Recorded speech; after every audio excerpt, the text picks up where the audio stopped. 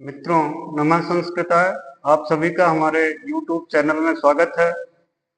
मित्रों, विगत एक सप्ताह से कुछ व्यक्तिगत परेशानियों के कारण हम आपके बीच उपस्थित नहीं हो पाए। आगे प्रयास यह रहेगा कि आपको प्रतिदिन एक वीडियो मिलती रहे। आज हम संधि इस टॉपिक का अध्ययन करेंगे। संधि, जैसा कि संधि का अर्थ होता है वर्णों का मेल या योग, अर्थात जहां पर वर्णों का मेल और योग हो, वर्णों का मेल हो अथवा योग हो, वह संधि कही जाती है। वर्णों के मेल को ही हम संधि कहते हैं। इसकी परिभाषा दी गई कि वर्णानाम विकृतम वित संधानम संधि, अर्थात वर्णों की विकृति के साथ अर्थात विकार के साथ या परिवर्तन के साथ संधान माने योग, जुड़ना, संधि कही जाती है। वर्णों की विकृति के साथ जो योग होता है वह संधि कही जाती है।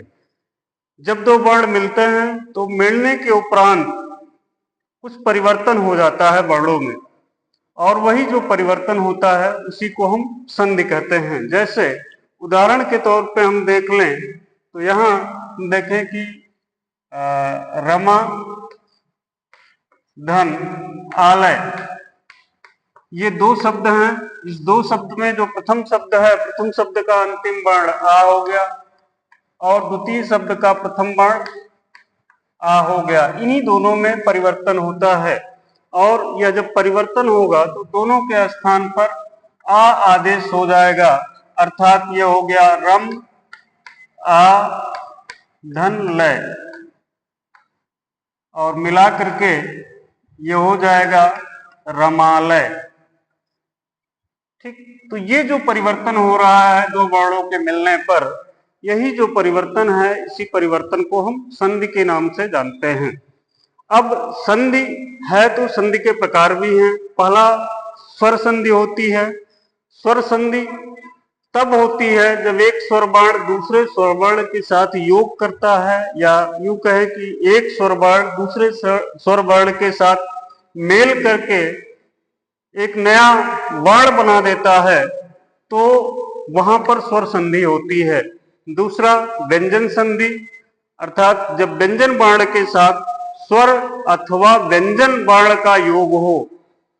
जब स्वर व्यंजन वर्ण के साथ स्वर का योग होगा अथवा व्यंजन वर्ण का योग होगा तो वहां पर व्यंजन संधि होती है। तीसरा है विसर्ग संधि।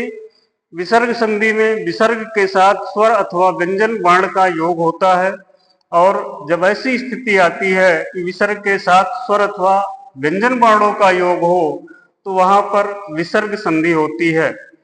मित्रों, इसके आगे फिर हम आपको अगली वीडियो में ये बताएंगे कि स्वर संधि क्या होती है, स्वर संधि के कितने प्रकार हैं, व्यंजन संधि क्या होती है, व्यंजन संधि के कितने प्रकार हैं, विसर्ग संधि क्या होती है और विसर्ग संधि के कितने प्रकार हैं।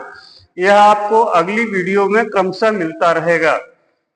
यह वीडियो आपको कैसी लगी या जानकारी आपको कैसी लगी, या हमको कमेंट अथवा लाइक के माध्यम से बता सकते हैं। जिन मित्रों ने अभी तक मेरा YouTube चैनल सब्सक्राइब नहीं किया है, वह मित्र YouTube चैनल को सब्सक्राइब कर लें, जिससे इस तरह की ज्ञानवर्धक जानकारी आपको प्राप्त होती रहे।